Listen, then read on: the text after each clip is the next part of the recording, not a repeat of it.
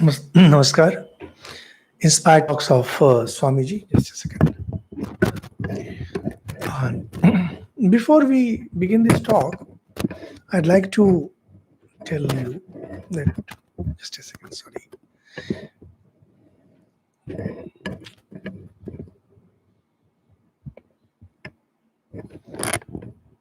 This talk belongs to our Indian spiritual heritage in English, that class series.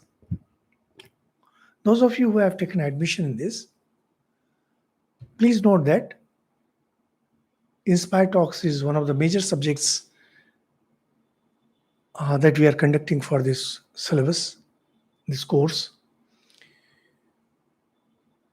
As and when we chance to meet physically, when the classes begin after this COVID crisis, we will be introducing certain more things, which is right now not possible, and it's not even needed. One important thing to know for those who have taken admission, that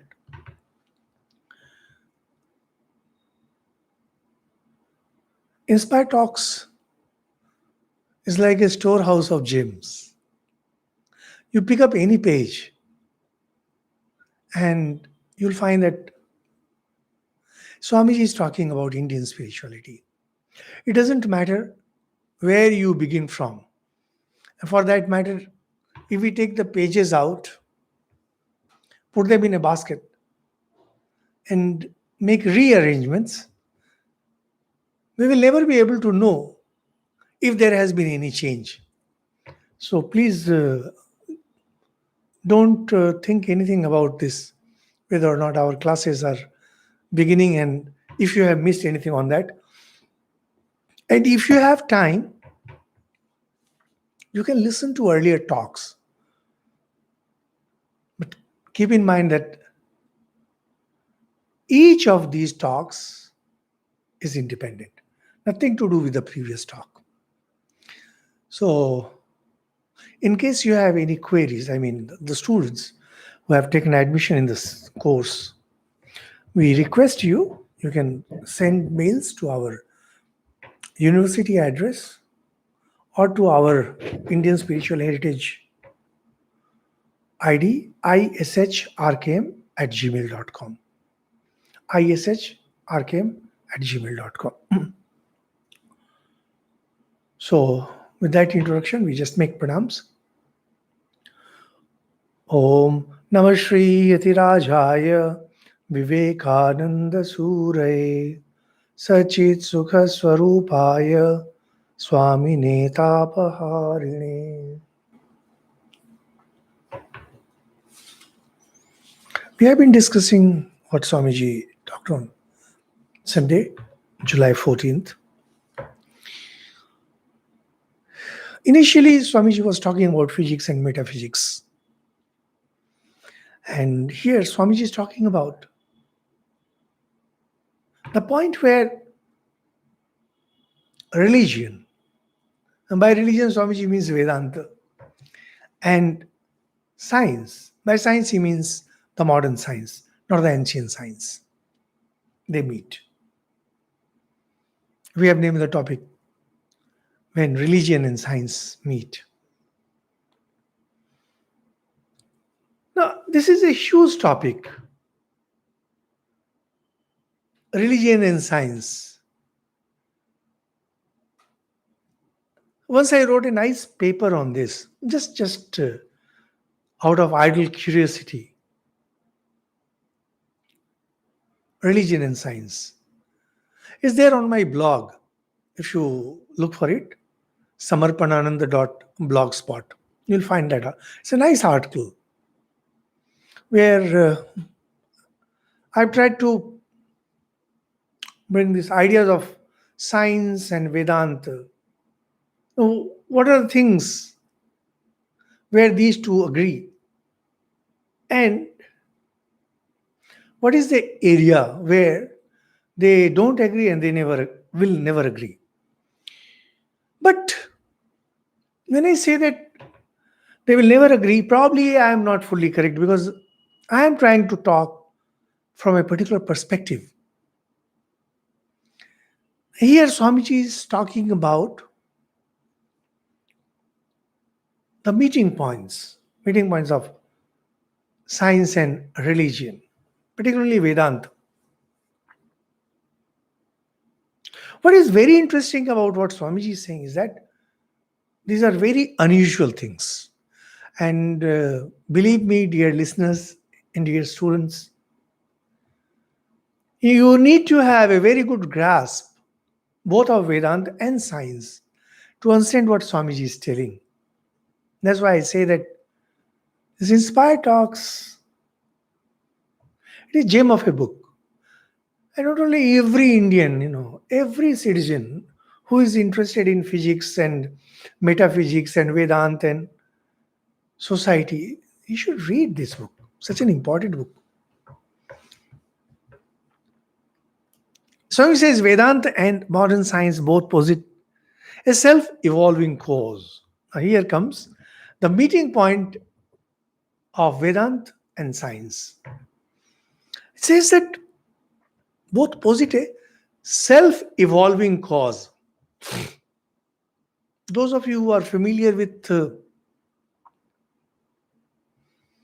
the idea of creation in Vedanta, you will understand this. If you are not, particularly those who have just joined our classes, you can listen to my talk on Mandukya Karika, talk number 1, which is Vedanta. And there, listen to the whole talk and focus where I discuss creation. Just to sum up, what is the idea of creation?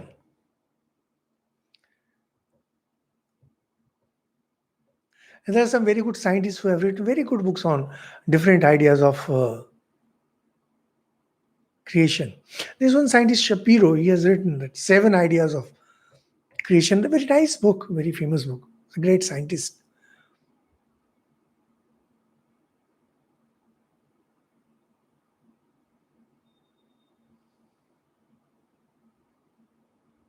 Before Newton came on the scene, the general idea in the Western world, in the Christian world, was that God created the universe, and God created the universe in 7 days.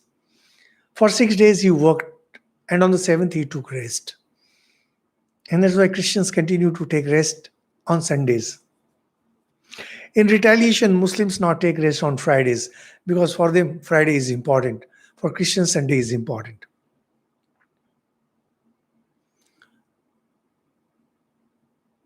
So you clearly find there are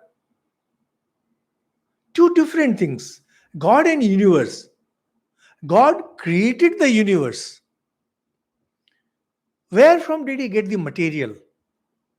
From wherever. That does not matter. The effect is the universe and cause is God. So cause and effect are not the same.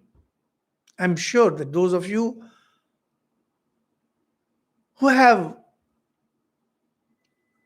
this special liking for subtle thinking will understand it in a second. The universe is the effect, and God is the cause. God and universe, they are not same.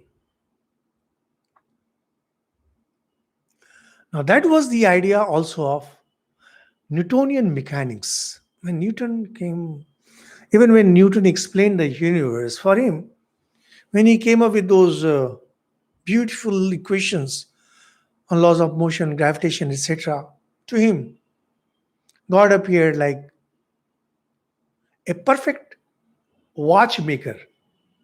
You'll find books on this. God is like a watchmaker for whom this whole universe is like a watch, which is set into beautiful motion. And there is perfection, and there are some constants. Those of you who know physics would know there are some constants. And a time came when people thought that physics cannot grow further. Only thing that physics can do is go and calculate the constants as perfectly as possible. And then whole physics changed when X-ray was discovered, because X-ray defied the then physics. And then came subatomic physics, etc., etc. And rest is history. All this was not known during Swamiji's time.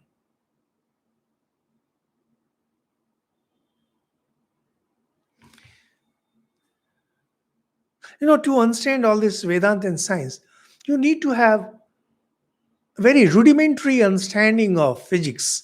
Otherwise, you really cannot understand, because whenever Swamiji was talking about science, he meant physics. So now, as far as universe is concerned, in the eyes of physics, early physics, so there is God, who is like a great watchmaker. Again, God and universe, these are two different things. Whenever you think of universe in relation with God, you always think that God has created this universe. Even if you look at the Vedas and the Puran, you find that Brahma is the creator of the universe. The idea being Brahma is different and the universe is different. But when Swamiji was speaking all this, 1895, he's already talking about self-evolving cause.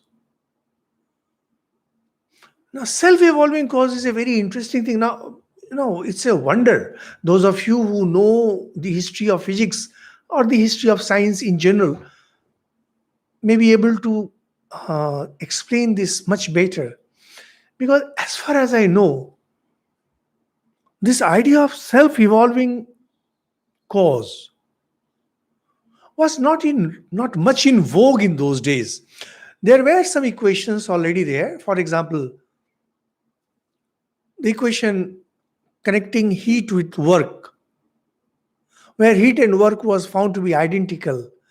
These things had come, but physics had not really advanced to that level.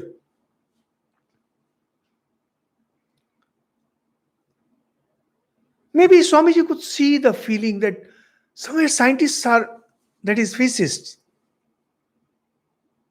they're trying to see things as if the whole thing is a self-evolving cause.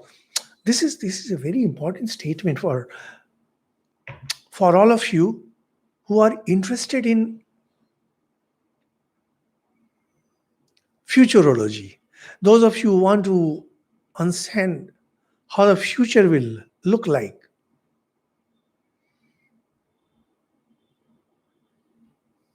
Wherever there is a relation between cause and effect, there will be a problem. And whenever the effect is in the cause,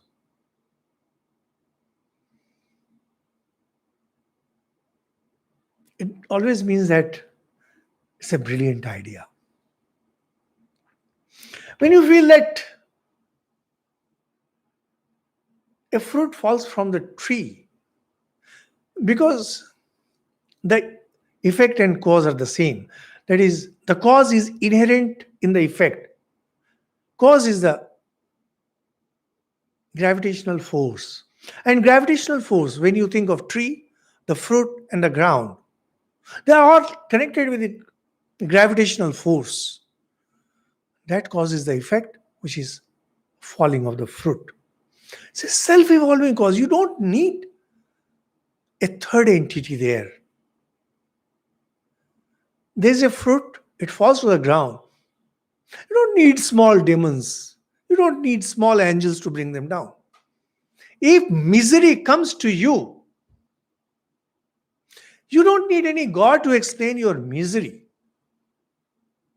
If you are a lazy person, if your character is loose, you don't need to bring a devil there to prove that it is that because of the devil, you are lazy. Because of the devil, your willpower is weak. Your aggression, your suppression, your anger, your tears, all these are rooted in you. There is no one else. There is no second person responsible for this. Neither God, nor the devil, nor the Satan, nor anyone else. See, these things, I don't know how you feel about these words. I personally remember that once I was somewhere with some of my brother monks, and with us was a senior monk about whom I thought that he's a very nice person, highly ritualistic person, but not so learned. That was my opinion.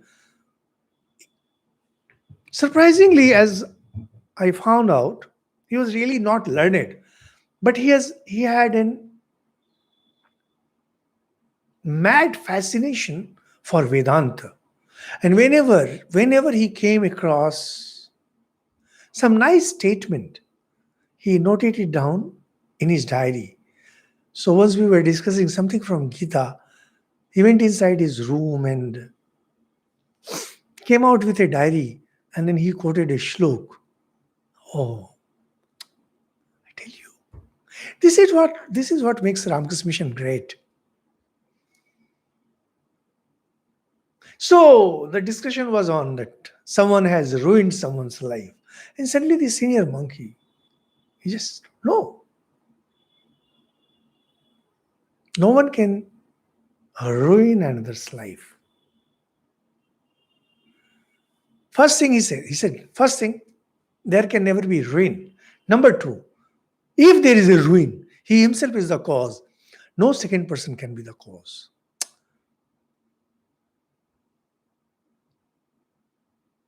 This is conviction. This is Vedantic conviction. This is Vedanta in action. This is practical Vedanta. Where you know that at every step, Vedanta can be applied, should be applied, or rather must be applied. Because it's a self-evolving cause. If you are happy, it's because of you. If you are noble, it's because of you. If people praise you, it's because of you. If people condemn you, it's because of you. No one else is responsible. Why? Excuse me.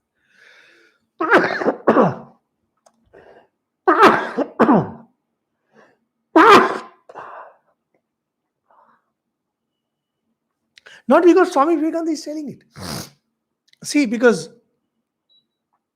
you'll find there are lots of small books and booklets by Swamiji, books of quotations and all, where you find such wonderful quotes from Swamiji.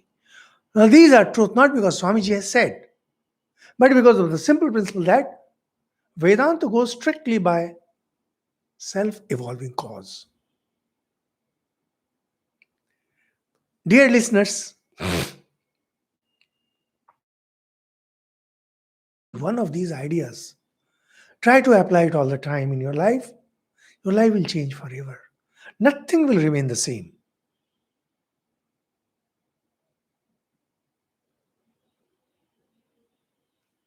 Now, how Vedanta looks at creation. Now, Swami is talking about self-evolving cause. Now, when it comes to creation in Indian philosophy, particularly Sankhya Yoga versus Vedanta. Sankhya Yoga, which is crucial to theory of creation, they say that creation is satkarya. Satkarya, the transformation from the cause to effect is real. Now, real, the word real and apparent, these are technical terms. Real means it has changed. So when you make curd out of milk, the transformation is real. Similarly, when the universe comes into existence, it is real. Universe is the product of consciousness and energy. It's real. If you can separate consciousness and energy, it will be different. But the universe, it is separate from its both cause because it's real.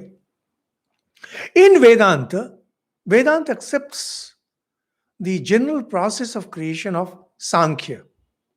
We have discussed these things many times, so I'm not elaborating it much. Sankhya accepts the concepts given by Sankhya and Yoga, but says this transformation is not real but apparent. Transformation is apparent. You see the transformation, but actually it is same as the cause. And there is no difference between cause and effect. If you listen to our talks on Vedanta, which in Mandukya Karika playlist you will find the first talk, you should listen if you are interested more in this theory of creation. And then Swamiji explains further. In itself are all the causes. That's the beauty of self-evolving cause. You don't need a second thing. Whatever is needed is there. What? Take, for example, the potter shaping a pot. This is a favorite example of Vedanta. The potter is the primal cause, the clay, the material cause, and the wheel, the instrumental cause. Those of you who have seen how pottery is made, even nowadays, many people do pottery painting, pottery making, etc. So there is a wheel, the potter is clay.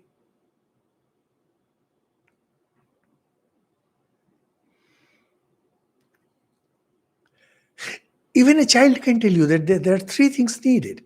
If you want to create a pot,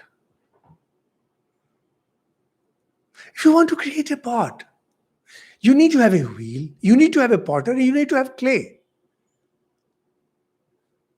Anyone can see that. But if anyone can see that, why would we need philosophy? If it is something obvious,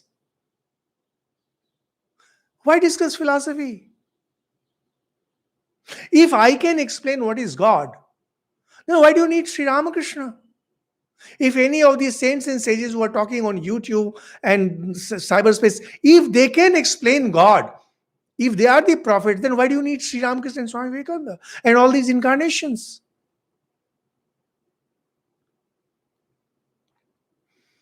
The true philosophy is extremely logical, but it is not something evident, something not obvious. My favorite example, that even a cow knows that it is different from its grass, from the grass that it eats. Why do you need philosophy for that? Dvaitavad, dualism, is something so obvious. Why do you need philosophy?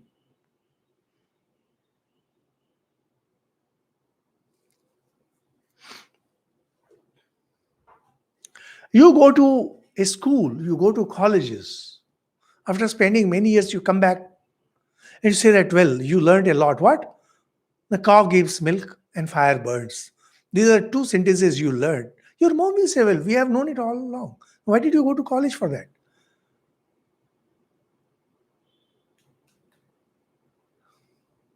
Philosophy and religion,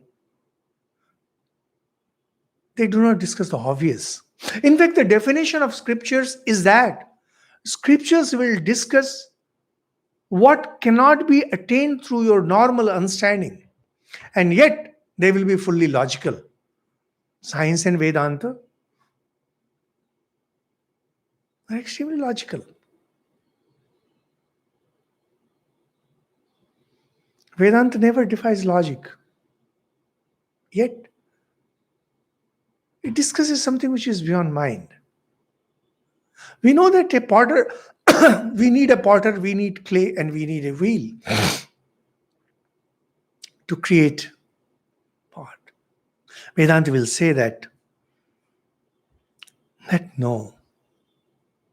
As far as universe is concerned, Atman is all. Atman is the potter. Atman is the wheel. Atman is the clay.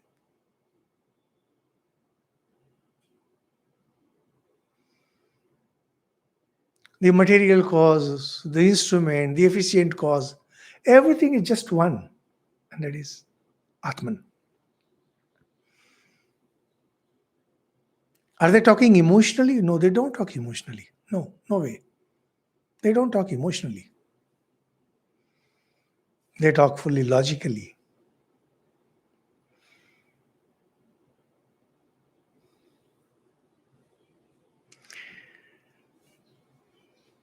Atman is cause,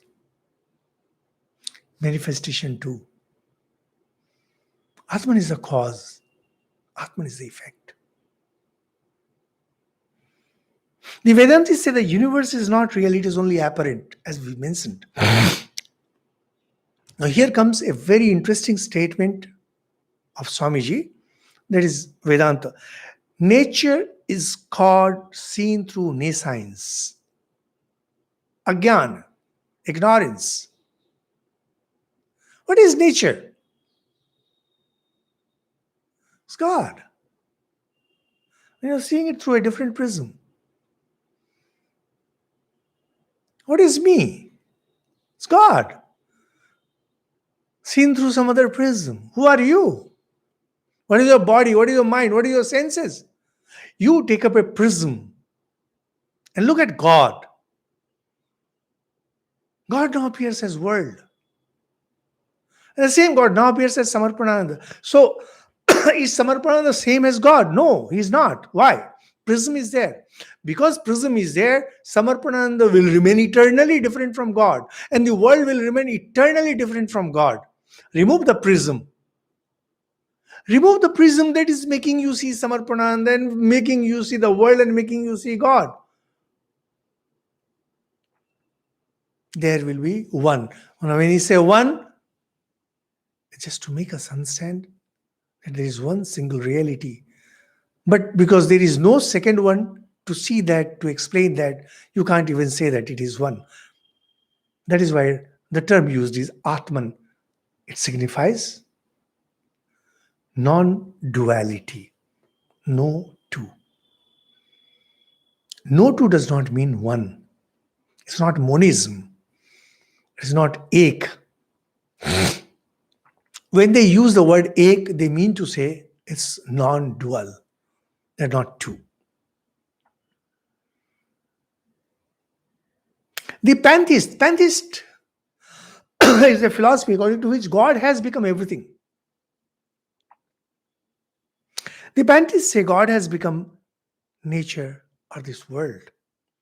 See, many Western philosophers initially thought that we Indians, we are pantheists because we see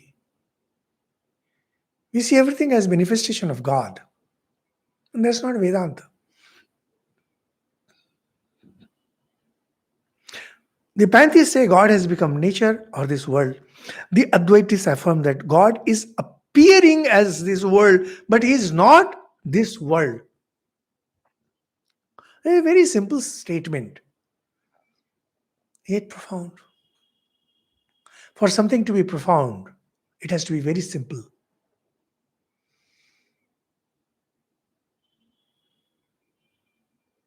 If you ever feel that, you'll see that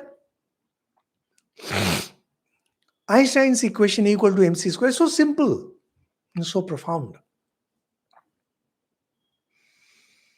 Atman is Brahman. It's such a simple statement, so profound. And when you say, I am going, that is also a simple statement. Is it profound? No, it is not. Every simple statement is not profound, but every profound truth is a simple statement.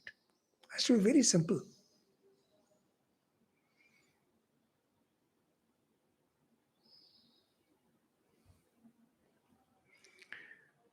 So we have dualists. And by dualists, I mean all these Semitic religions, they are dualists. Because God is there, God has created this universe.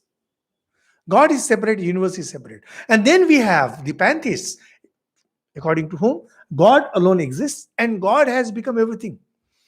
This many bhakti schools in India believe that God alone has become everything. But Advaitins, the real Vedantins, they'll say that yes, God alone has become the world. But this transformation is not real, it's only apparent. Earlier we discussed ocean and the wave.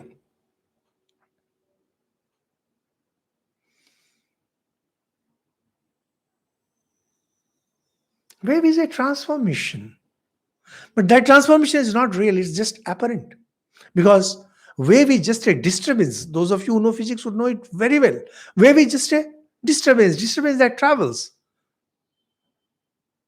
Wave does not travel, it's disturbance that travels.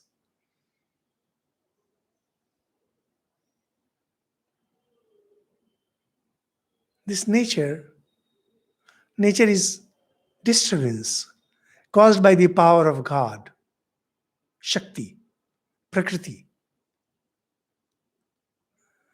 World is God, no doubt about it. It is the manifestation of God, no doubt about it. But this transformation, this manifestation is apparent, not real. Now, you might wonder why we are discussing such an ordinary thing in such detail.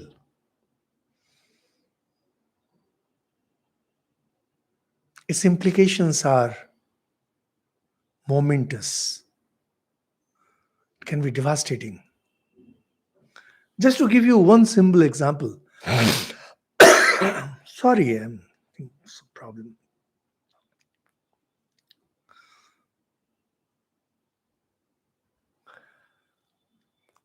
If this universe is real, created by God, most of our listeners, you're well read, you're thoughtful, you're intelligent. You can draw many more conclusions from what we are discussing, and you'll find it so amazing.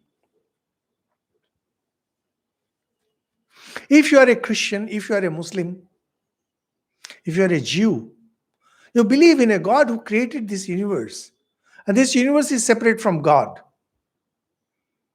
World is real, universe is real. God is not a crazy person that he will just create anything. Now, when he created this universe, there must be a purpose. There must be a purpose behind it. And that purpose has to be as real as this world is real. That means your existence has a purpose, and you must have a purpose. And hence, you must go and find out what is the purpose of my life. And very often, the degenerated statement, what do you want to be in life?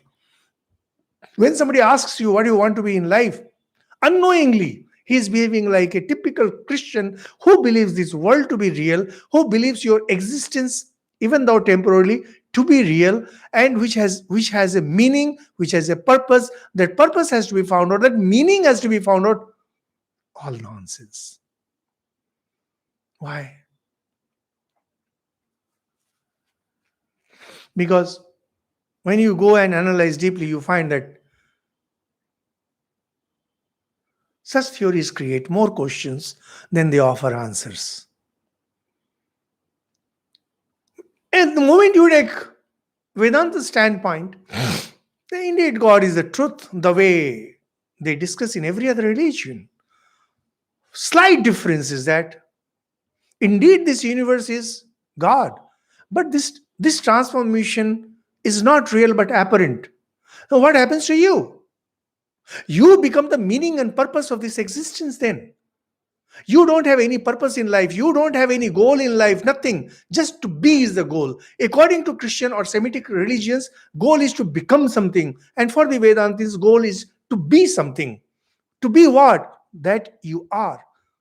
What you are? You are essentially pure. You are essentially free. And you are the master of the universe. All power, all knowledge, everything is within you. You just need to know that. You need to be established in that. And that power, that knowledge needs to be manifested. See the fundamental difference. You are a sinner. If you believe in the reality of the universe, you are a sinner who was cast out from the heaven. In Vedanta, the world being apparent. Illusory is not the right word. Apparent. I mean, the transformation is not real.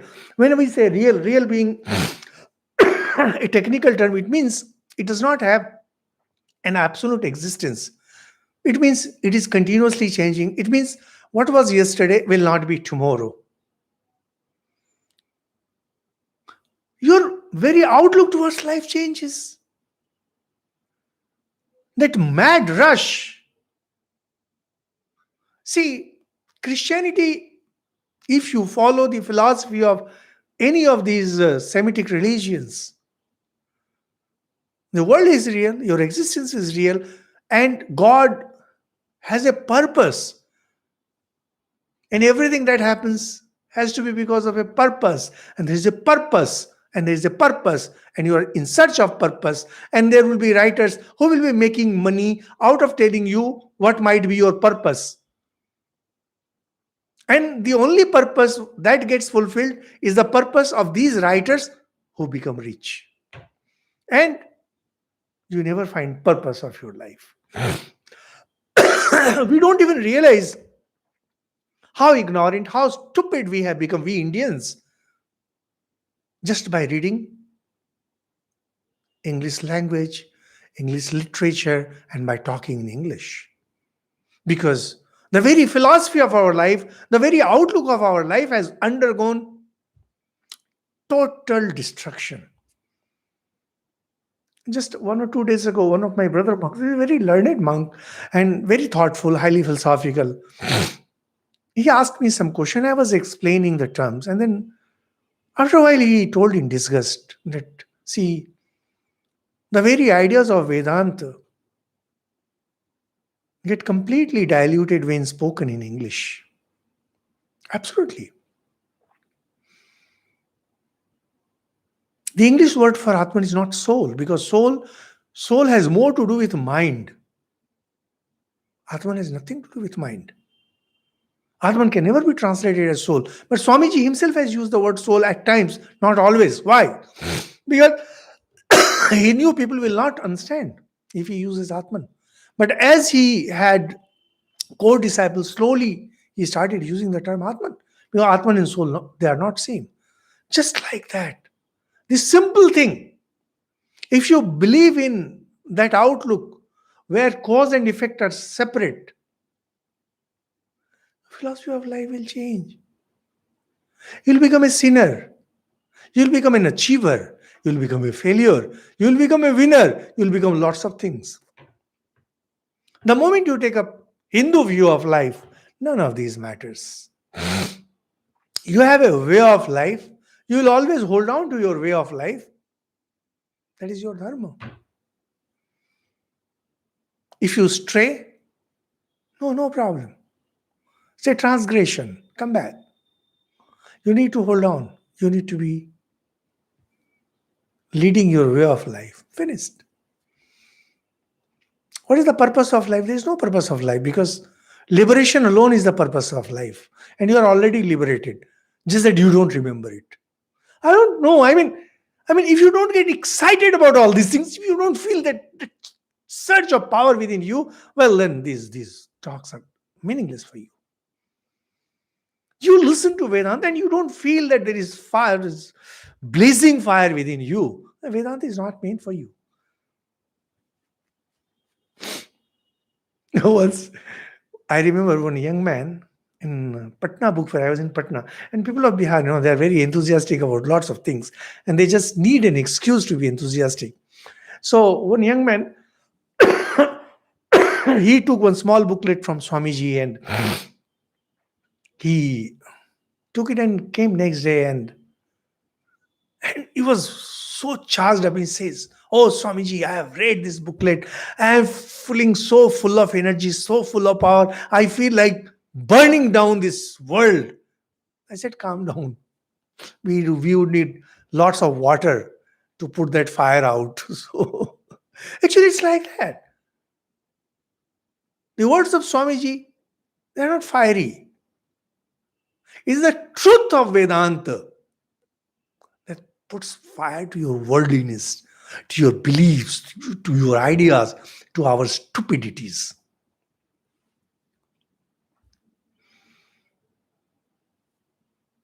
To conclude, the Advaitists affirm that God is appearing as this world, but He's not this world. He is not this world. He becoming this world is an apparent transformation, not the real. So now Swamiji will further explain it, but before that, he will enter into understanding the mind. We can only know experience as a mental process, a fact in the mind, as well as a mark in the brain. Something very obvious. Here is the pen. When I see this pen, so there is a mental process involved, this mind involved. It also leaves an impression in the brain, as the neuroscientists will say. We cannot push the brain back or forward. No, we cannot.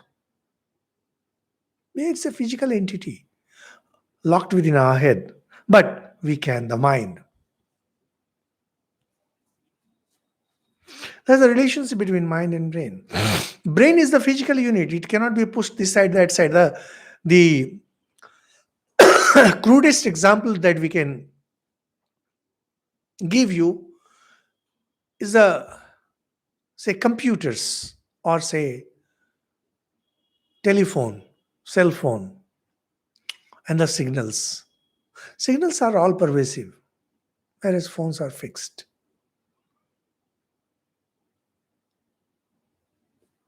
It's a crude example, but it gives the idea.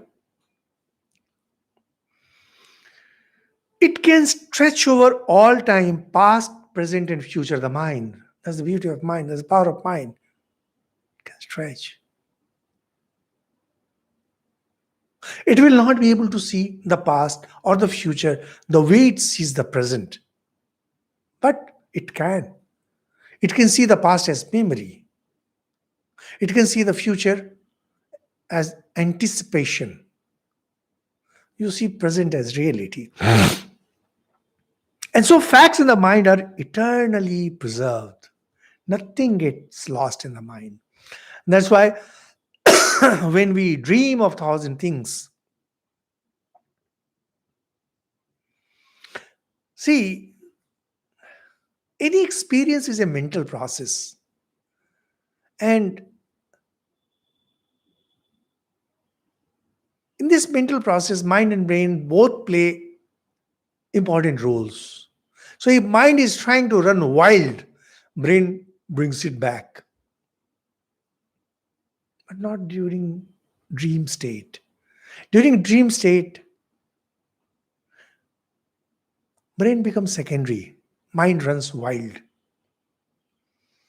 It can create anything it wants. It can go to past, it can go to future, it can do anything. It just runs wild. It takes up one mark from the brain. Supposing I meet you, supposing I chance to meet you,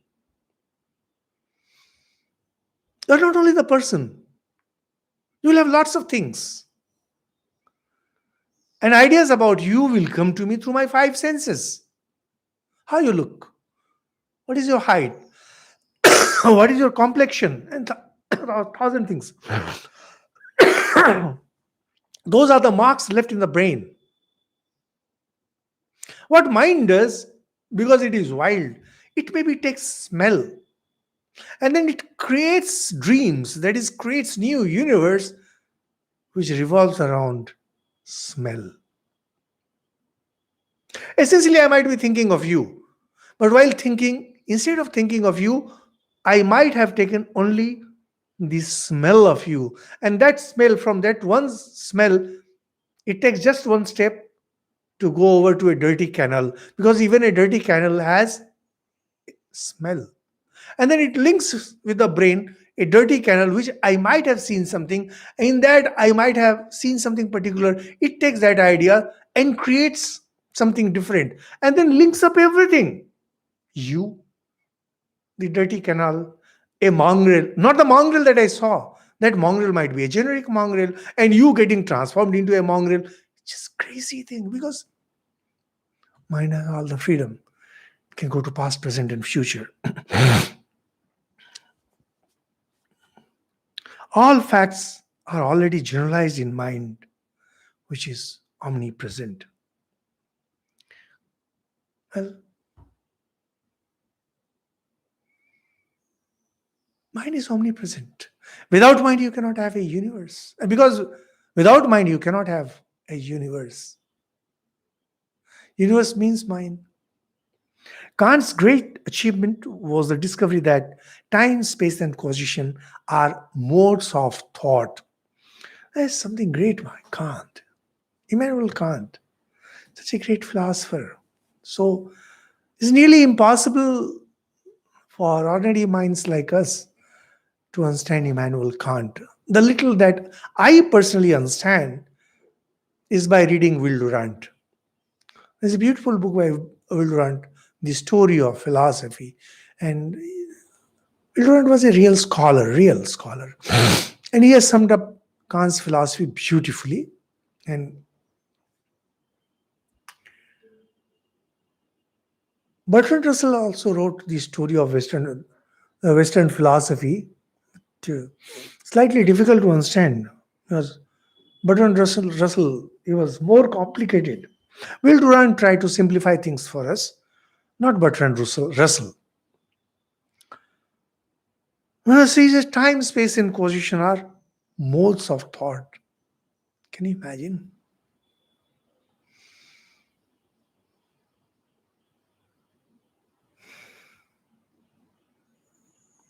But Vedanta taught this ages ago and called it Maya.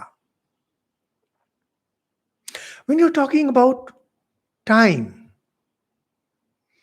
it's Maya. Talking of space, it is Maya. Talking of events, causation, it is Maya. And these being modes of thought, that is mind, is Maya. All this taken together is Maya. Time, space, causation, mind, everything is Maya. What's the meaning of Maya? Apparent transformation. When God transforms into something, because Atman alone exists, there is nothing other than Atman. When Atman transforms into, say, in this universe now appears as universe of mind, time, space, and causation. If this time, space, and causation and mind, they are real, then they are not Maya. According to Sankhya, it's Satkaryavad. The transformation is real. According to Vedanta, these are not permanent. Hence, they are apparent. If they are apparent, see, somehow I really can't understand the argument of Semitic religions. To be very honest, I mean, I don't have any authority to speak about them. If God is true, if God is in, say, Eden, Garden of Eden, as the Bible describes, and Adam and Eve were cast away, perfectly all right. And if their children are supposed to go back to Eden, which obviously means that Eden is permanent, and stay in the universe is temporary, an idea which is reflected by every religion. You say temporary, Vedanta says apparent. These are the very slight change. You You can say it's not play of word, mind it. It's a very slight change. The ideas are subtle, the differences are subtle. Very often we confuse Maya with temporary, but no, Maya is apparent transformation, even temporary. As far as, say, Christianity is concerned, is easy for us to talk about Christianity because they don't take offense at lots of things. We don't want unnecessary complications.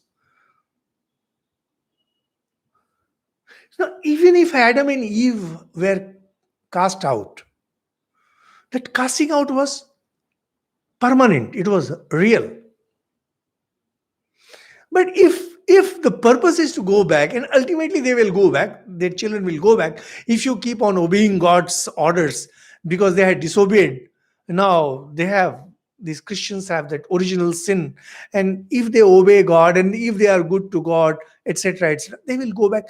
That itself means that this journey out was something temporary. Anything which is temporary is in fact an apparent transformation. You only need to think.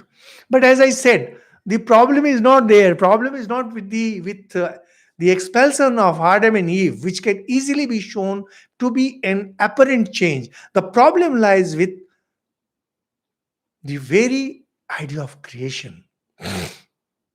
God created this universe. God could not have created this universe without any purpose. And God's creation cannot be apparent.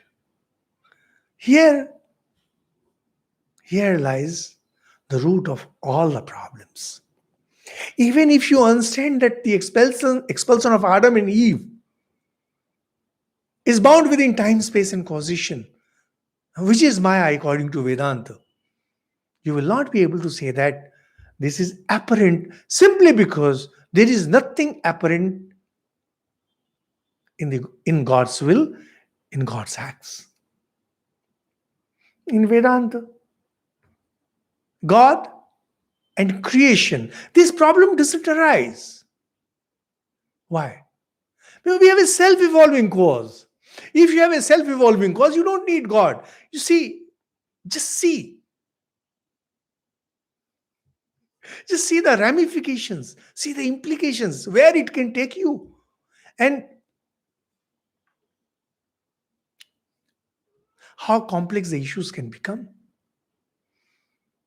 By a simple assumption or simple understanding, simple acceptance of fact, whether cause and effect are same or not. If cause and effect are same, then cause is self-evolving cause. If it is self-evolving cause, then everything is an apparent transformation. If cause and effect are different, then expulsion of Adam and Eve becomes real. The sin on every Christian becomes real. The world becomes real. Even though every act here will appear to be temporary, and nothing temporary can ever be real. Something very obvious. If it is temporary, if it is bound within time, space, and causation, how can you call it permanent? It's such a simple argument.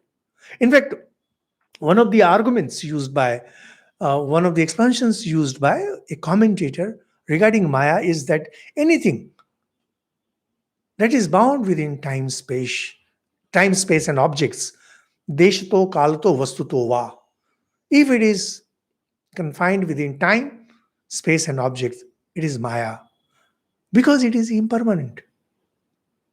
Permanent means that which will always be there. Expulsion of Adam and his children, that's not permanent. So it is Maya. If it is Maya, then it has to be self-evolving cause.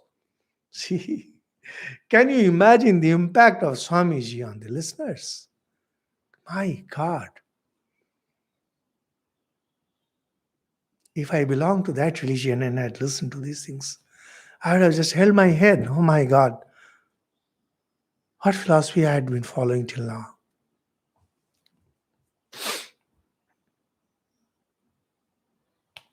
Schopenhauer stands on reason only and rationalizes the Vedas.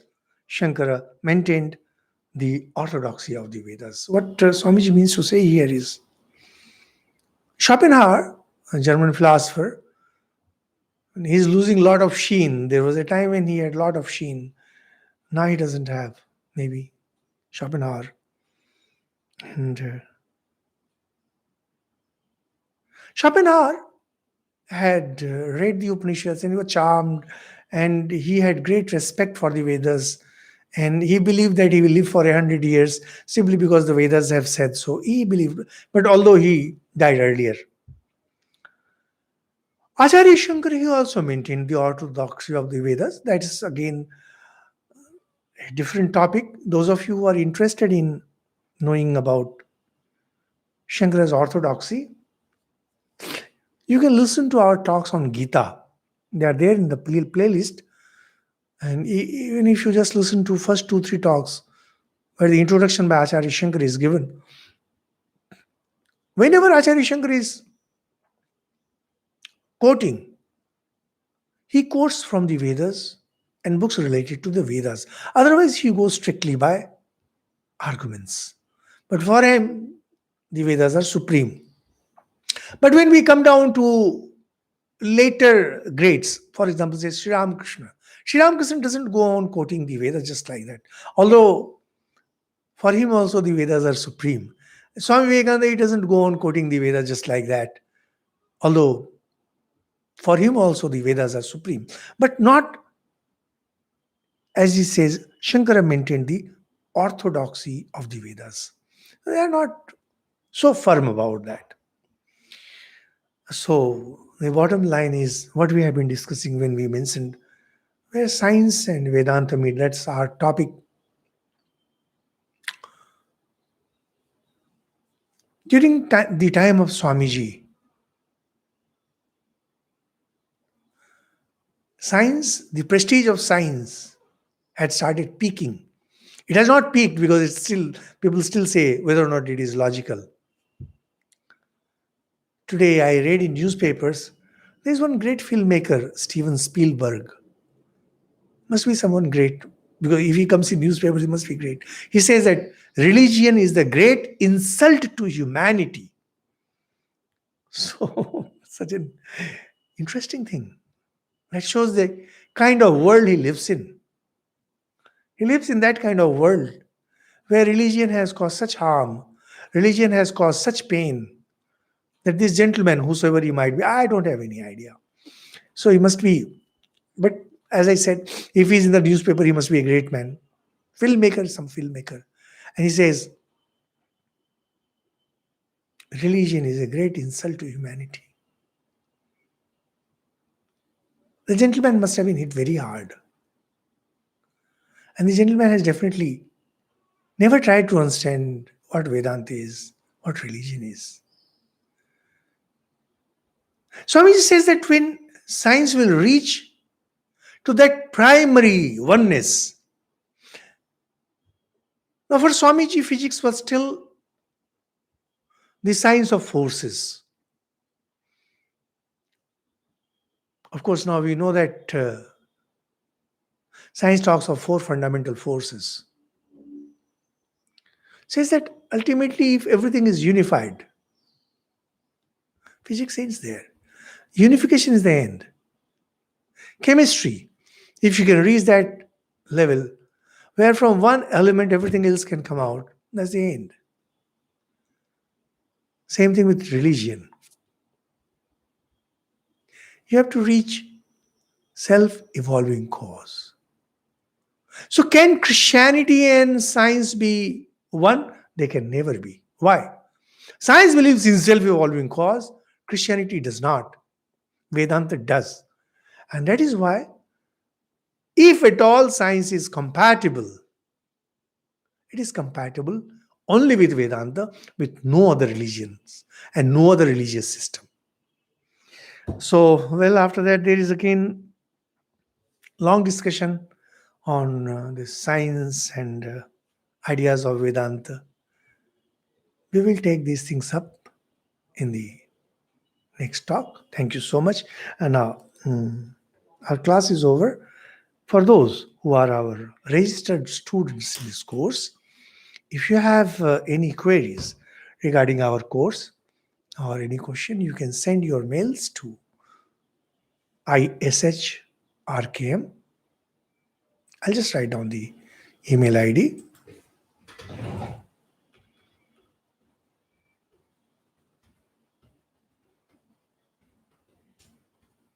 And I'll also request these registered students to listen to our talks on Saturdays, Mandukya Karika. Although we are supposed to have only one talk a week for this course, presently we are having two, and maybe once things change, we don't know, we will organize things in a different way. Thank you so much. Om Shanti Shanti Shanti Hari Om Tat Sat. Shri Ram Krishna.